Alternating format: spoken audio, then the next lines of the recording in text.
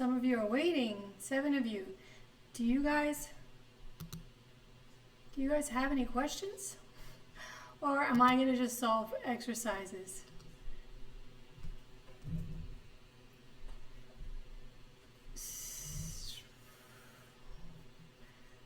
I don't know. I don't think the chat is working this time again. I don't know what's... Wait, maybe it's here. It is here. Okay. Let me know if you have any questions. Otherwise, I'm just going to solve some problems. I haven't heard from anyone, so I'm hoping that that's good news. Remembering the test is today at 6.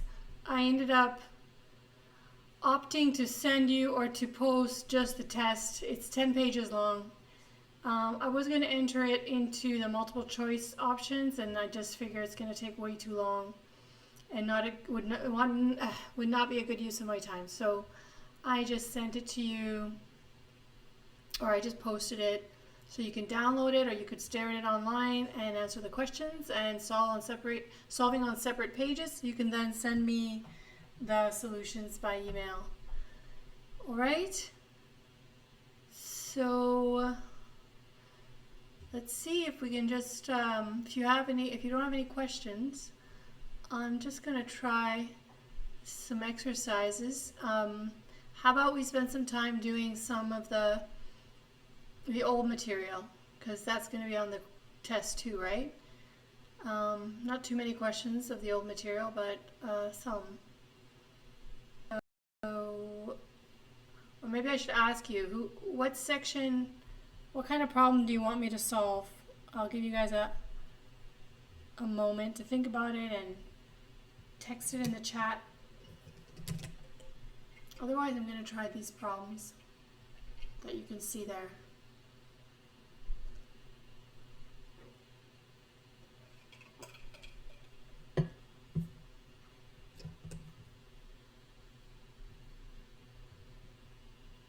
Oh, so many of you.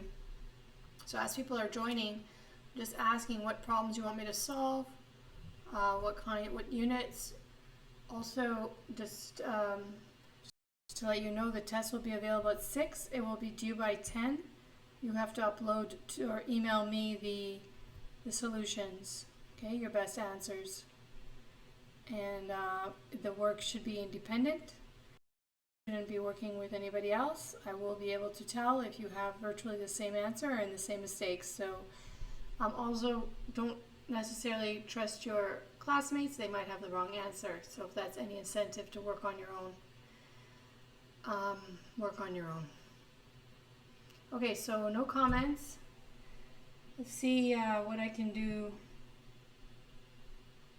Okay, I'm not going to do this one. Let's do the regression problem below.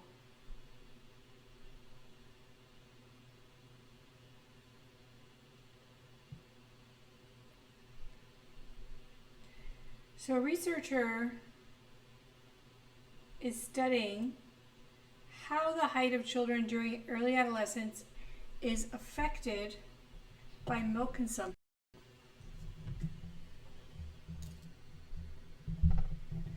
She plots the heights in inches of the milk consumption in cups per day for a sample of children and wants to fit a least squares regression line to the data. She calculates the following. The correlation between milk consumption and height is 0.4. The mean milk consumption is 4 cups per day. The mean height is 60 inches. The standard deviation of milk consumption is 1.5 cups per day, and the standard deviation of heights is 3. What is the predicted height of a child who consumes 5 cups of milk per day? So you're supposed to use this information to create the least squares regression line and then use it to predict the answer. So I will give you guys, you don't need 5 minutes, 3 minutes to solve this. Okay?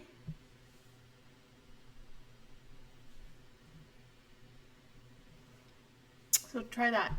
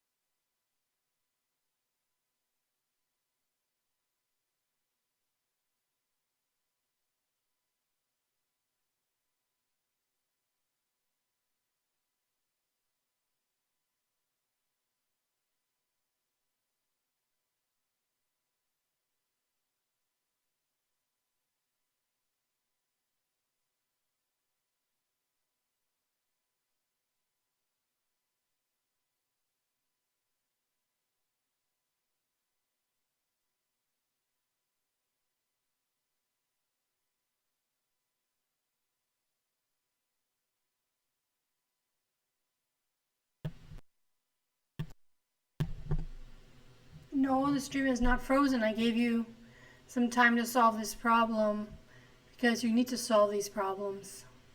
Carolina, Nelson, and Caroline. So what you need to do here, right, is calculate the least squares regression line. You need to do that using the information given. You've been given everything. So you use the information given here where X is milk.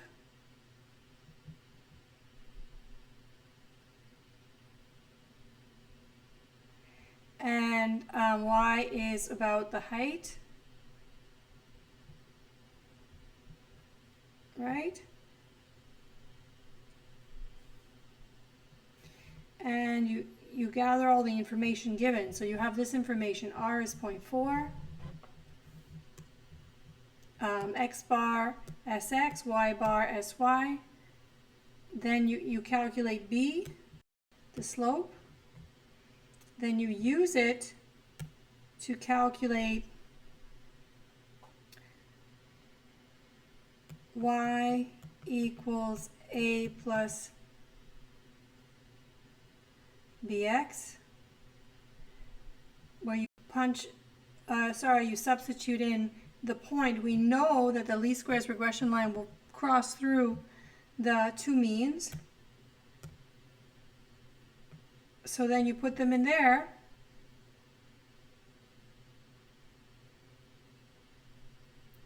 You solve for A, which will be BX bar minus Y bar.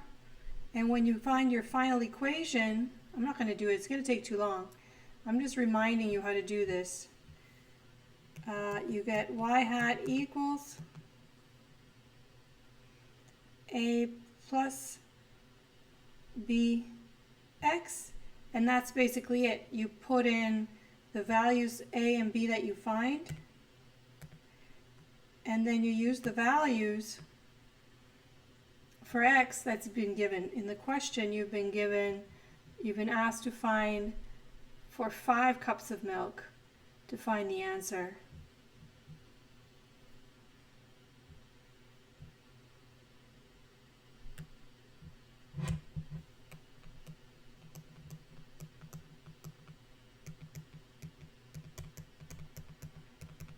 Okay, so that's how you solve that problem.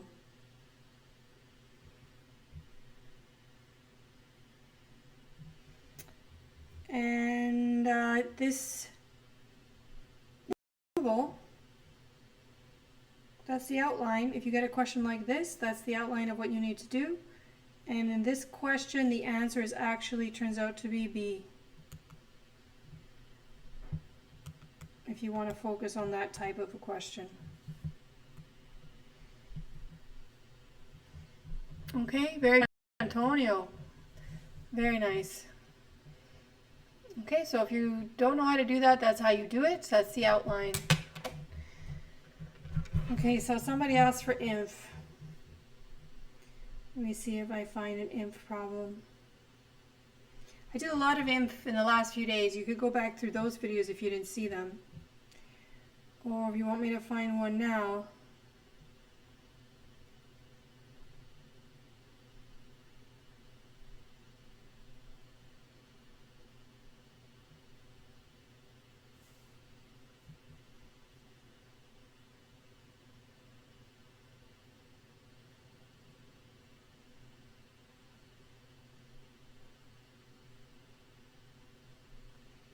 We did all these.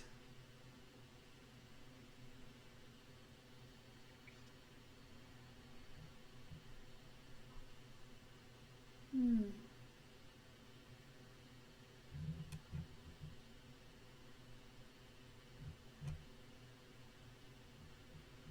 don't think we did this one.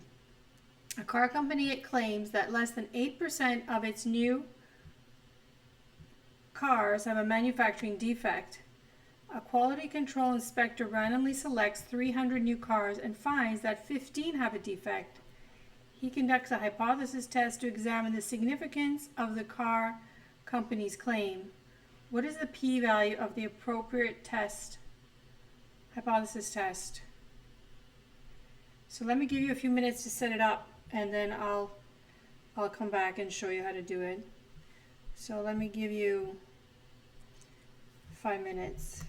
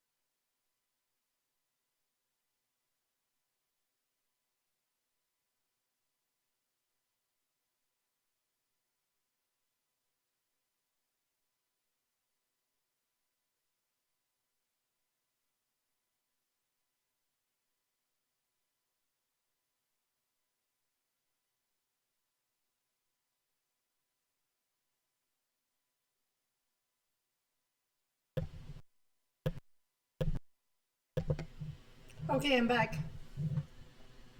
So what you need to do here,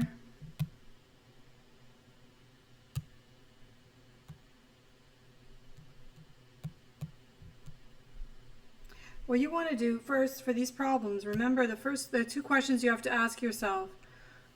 First, is this a problem of proportion or a problem of means? It's a problem of proportion because we're talking about percentage, you see? The percentage.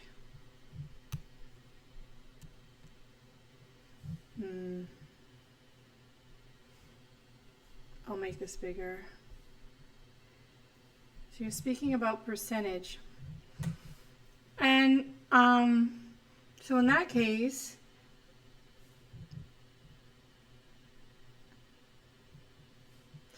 we're going to look at the hypothesis.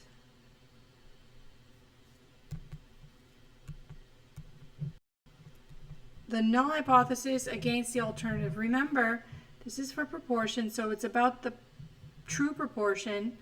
And remember, we always put equal statements in the null hypothesis. So this is the status quo. This is what we are led to believe unless there's evidence against it. And that's what we're going to look for. Okay? So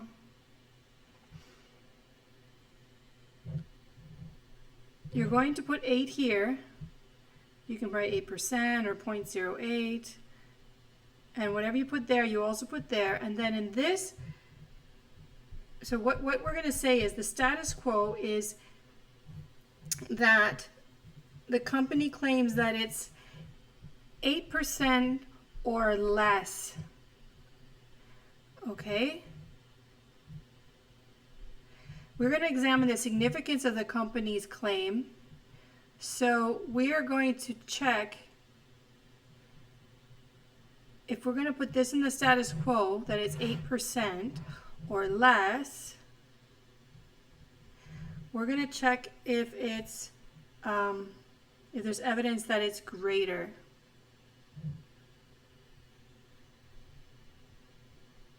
Than that. Okay. And all we have to do is get the p-value. Well, anyway, we have to do pretty much all the steps. But okay, so what we have to do now is find the evidence. The evidence is from the sample. The sample indicates that 15 out of 300 have a defect. So 15 out of 300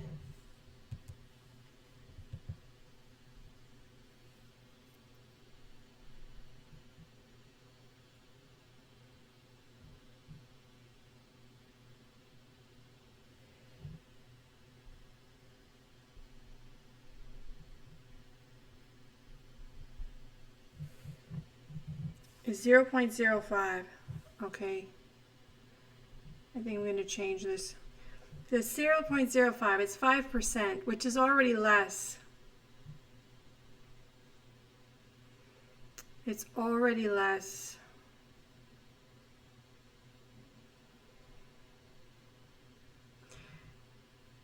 So if we were to proceed here,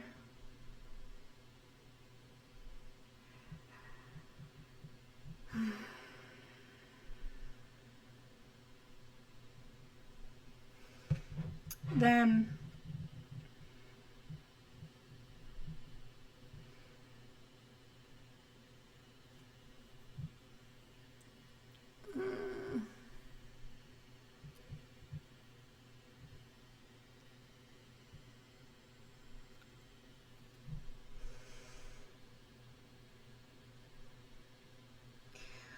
okay, so then p hat by the theory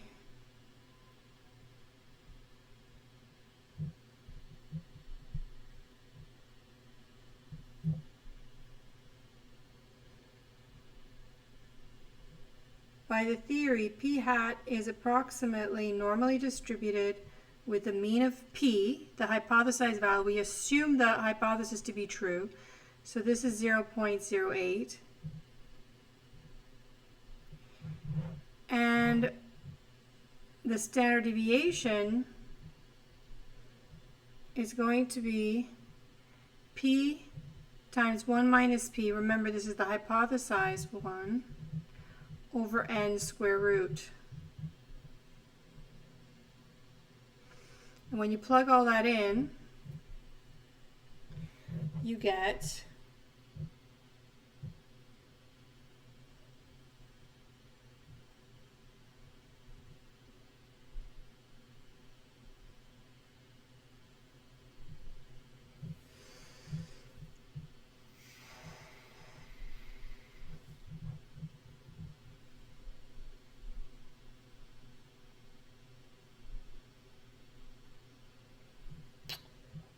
you get 0.08 times 0.92 divided by 300 equals square root, and this is 0.0157. Always hold 4 decimal places.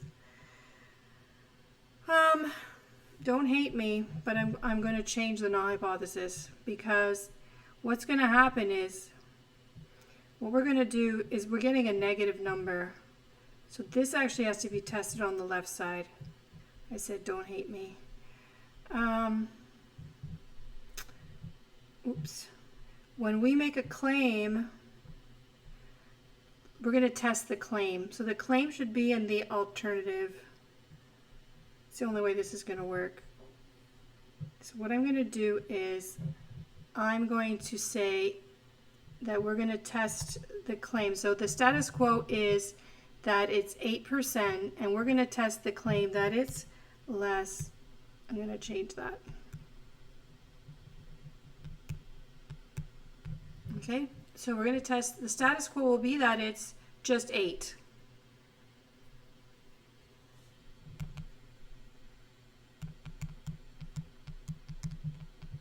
And they claim that it's less than 8. All right, sorry for the correction. And then, so work with that when a claim is made, we put that into the alternative.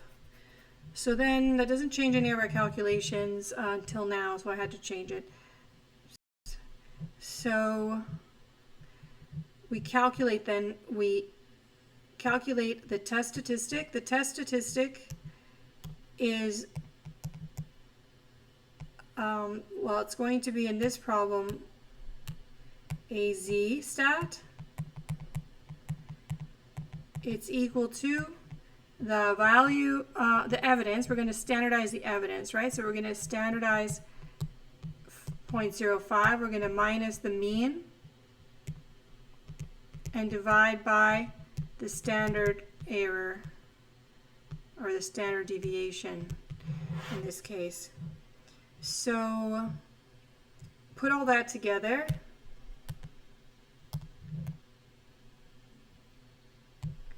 And what do you get?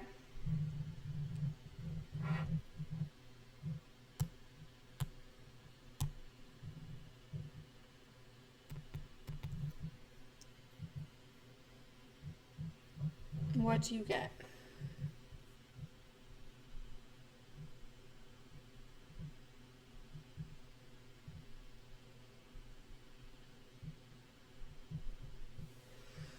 Negative 1.91.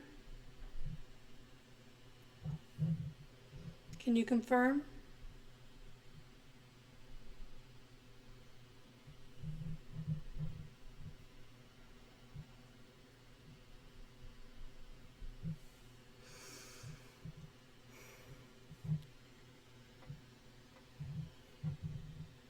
I get 0.910. Oh, well, I guess it's 0.911. Okay? So then, with that value, we're going to test on the left side. If that implies that we're too far away, I did the result of 5% in terms of the variation of this variable. Is that too far away? Is that very different from 8%? Enough to say that we have evidence that it's lower than 8%? In any other sample, we would expect similarly lower, likely lower. So what we do is to get the p-value, I always tell you to draw it. So we draw the z, and we draw our statistic on our z-curve. So that would be here, negative 1.91. And we look to see what's the chance of being out there or more extreme. Why did I go left? I went left because the alternative hypothesis goes left. And when I look this up in the table, I did it again. What do I get when I look it up in the table?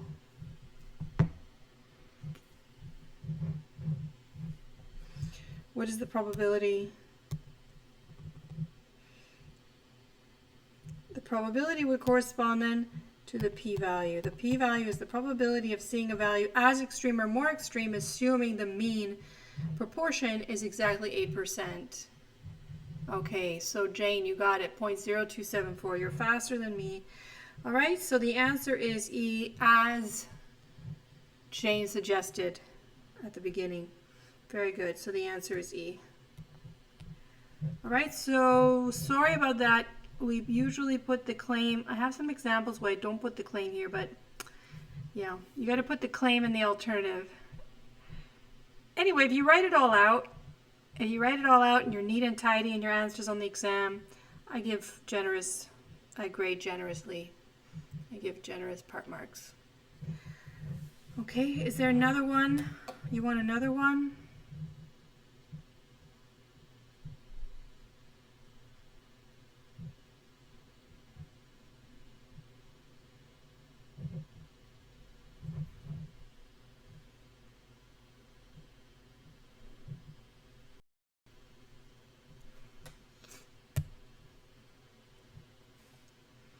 Another inference type question.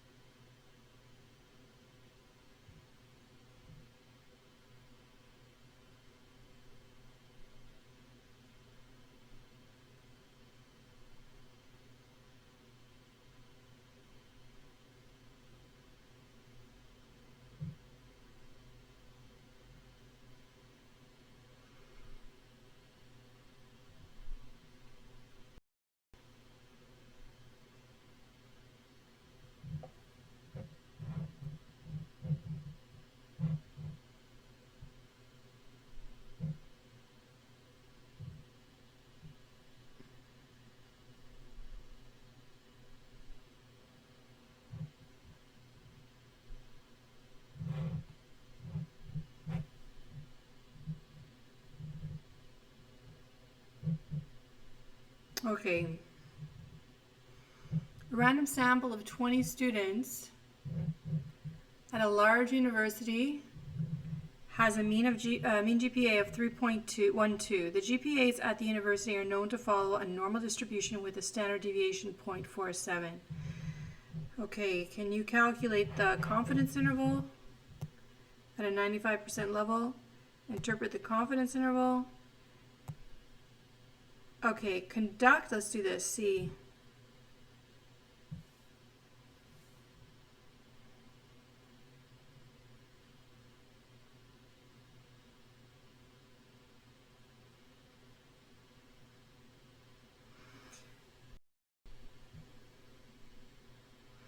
Let's do E.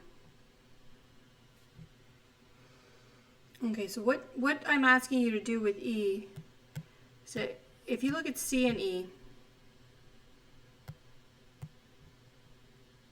C says, conduct an appropriate hypothesis test at the 5% level of significance to determine whether there is evidence that the true mean GPA of students at the university differs from 3.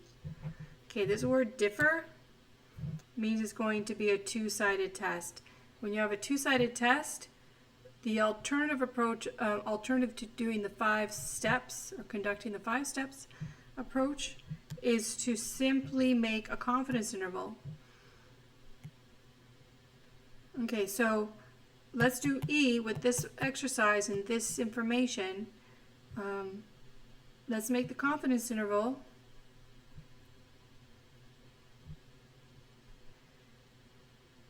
Which confidence interval would it be? The 95 or the 90% confidence interval?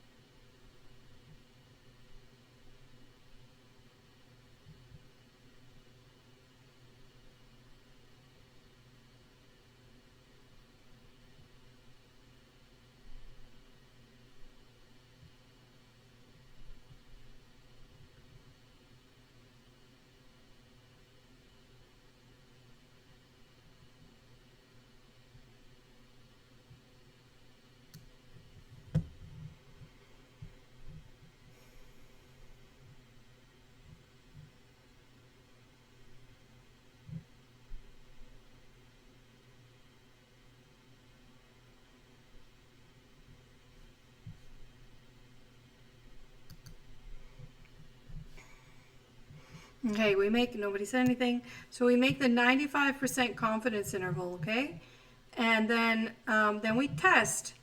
After we make the 95% confidence interval, we see if the hypothesized value of 3 is in the confidence interval. That means, so the confidence interval will be all values close to the sample mean.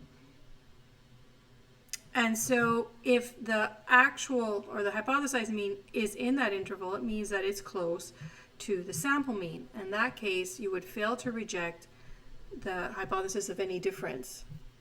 All right, so what we do is make the confidence interval. So basically we're doing all these problems in one. We calculate the 95% confidence interval, and that would be a random sample of 20 has a mean of 3.12. So this is your sample mean here.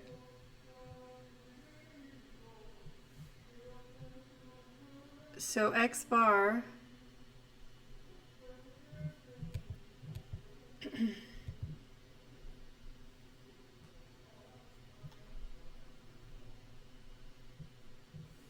X bar is equal to 3.12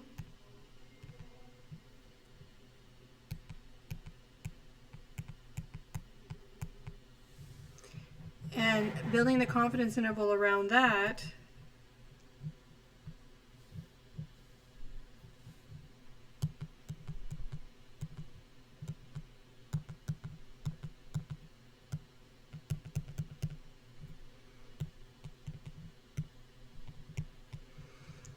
sigma over root n. Do we have sigma to solve this problem?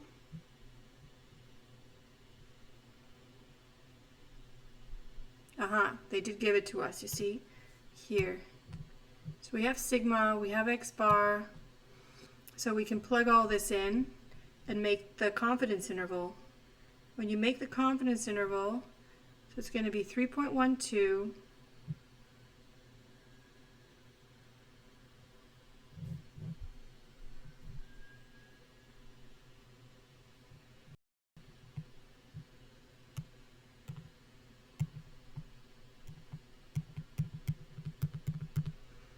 plus or minus the Z star for 95% confidence interval.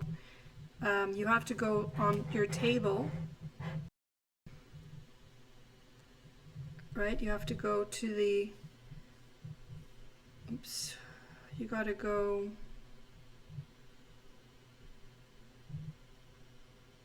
okay, I'm not going to go out, but if you look on your table, your Z table, you have to get that.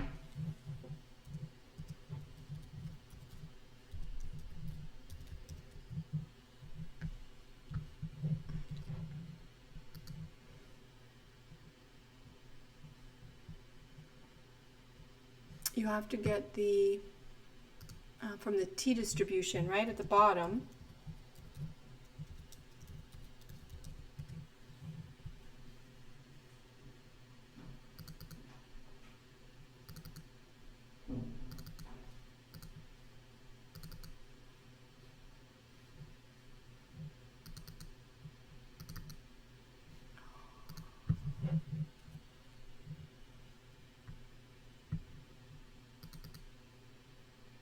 So at the bottom of there, you see that for the 95% confidence interval, the limits are 1.96. So you use 1.96. And then the sigma from above is 0.47, and the n from above is 20. So you put all that together. Once you put all that together, you get an interval. I'll just give you the interval and then we'll analyze it. That's the most important thing. Okay? Technically, I think you can calculate an interval. So once you put all that together, you get the interval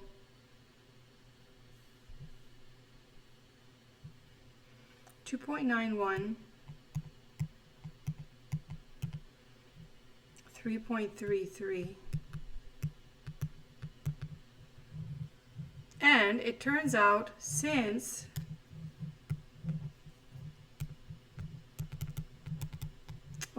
this is not a good pen. So the point is that since 3 is inside the interval, it means that 3 is close, or it means that the evidence is close to the hypothesized value of 3. Right, we're checking if it differs from 3.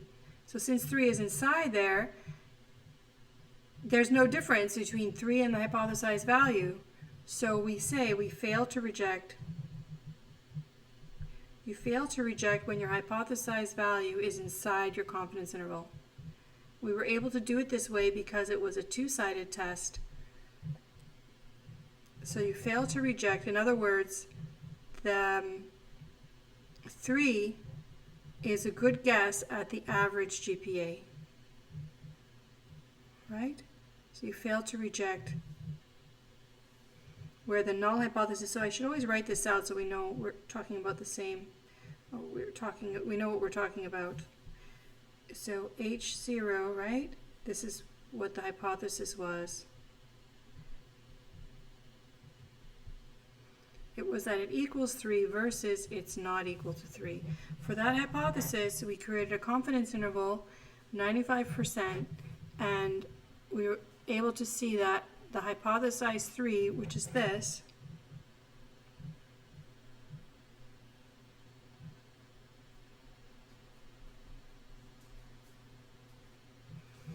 cannot be rejected. Okay? So we have insufficient evidence against 3, fails to reject. The test is not significant. That's how you complete that answer. All right. Should I let you go? Or you really want me to do another one? Do we have time?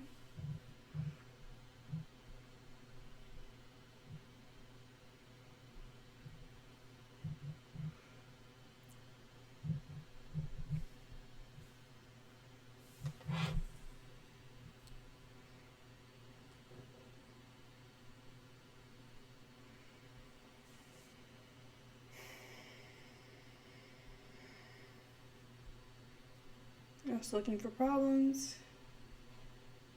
So if you watched all my videos and read all my notes and did all the review exercises, you're going to be fine. If you didn't, you might be uncomfortable, but you should be fine. If you understand what I'm doing right now, you should be fine with the inference. The inference is the largest section.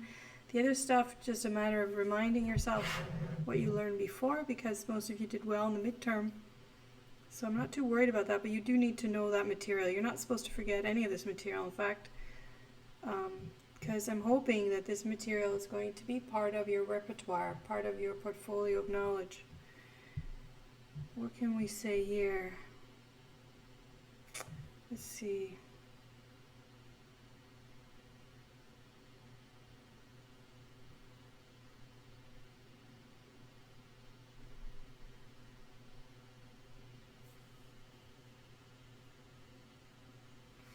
We did a lot of exercises. Let's look at this one. North Dakota tourism. North Dakota Department of Tourism is interested in estimating the true proportion of Manitobans that visit the state. So this is from Canada. This is where I'm from, Manitoba. What's the proportion, the actual proportion of Manitobans that visit the state in a given year? What sample size would they need in order to calculate or estimate the true proportion within 0.06? So that's, we have to talk about that, with a 95% level of confidence.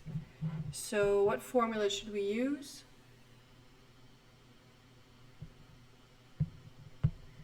Okay, Jan was asking, how do I know the difference between S and sigma? I said it many times. That is up to you to read carefully. In the question, it should say sample. When it talks about the sample, you know that the mean that it mentions is the sample mean, and the standard deviation it mentions is the sample standard deviation. It's actually usually very clear, okay? And you should always use sigma if you're given sigma. If you're not given sigma, then you should use the sample standard deviation. So that's it. It's not much more than that. You just need to be able to read carefully for your sample information and your population information. In the example that I just did, it was very clear. Like it was, let's see. Here they said, see, it is known. When it says it's known to follow a normal standard deviation, this is not the sample, this is the population information. So this is an important skill that you acquire in this course, to be able to differentiate when you read between the population and the sample. This is a population result, so this is why this is sigma. So if you did the inference problems in the homeworks that I shared, homework exercises, most of those were without sigma, to drive the point home that most of the time you're not going to know sigma. In the rare instances you do, you use it. So that's why we used it here.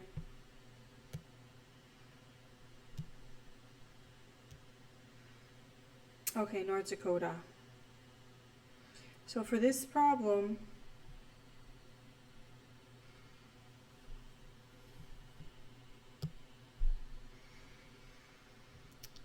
what sample size? So we need to use the formula for P, so there's only one of those, and then we have to enter into that formula. Do we have any information on P from the past to enter as P star? No, we don't. So in that formula, all you're going to do is, let me make this bigger. So you're going to use the formula N equals Z over M squared, so Z star over M squared, and then P 1 minus P, and that's star as well. So Z star is going to be, for 95%, is 1.96. M is given, when they say within, they mean within as the margin of error, 0.06. And they mean, since you don't have any information about what P could have been from another study or from somebody's expert opinion, you don't have any other information, so the P star you use when that's the case is P star equals 0.5.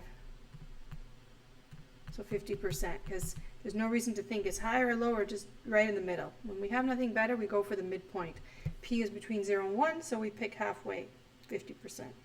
So when you put all this together, don't forget to square, and then what do you get?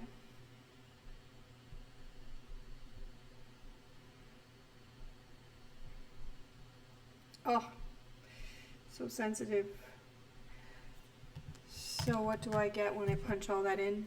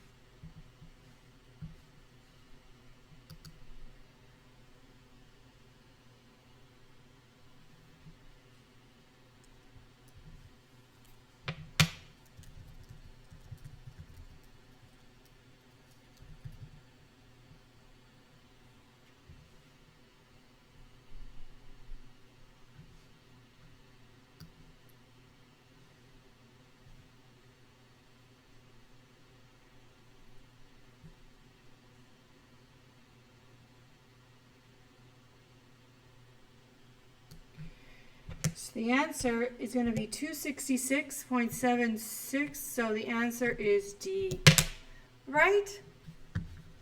Who's still here? Wow, you guys. I'm going to let you go to the test. I'll stay around. If you have questions, text me. You know my number. I'll put it here. Text me if you have any questions with the test. I'll be available. If you have to make any assumptions, make them, write them out. Okay, and email me before 10 o'clock with your solutions. It was a pleasure being your instructor, and it's a pleasure knowing you, even if it's been by distance, and hope I see you soon and we can greet each other sooner than later. If you have any questions or problems, concerns, you can email me, we can talk, text me, keep in touch. Okay, good luck today. Bye.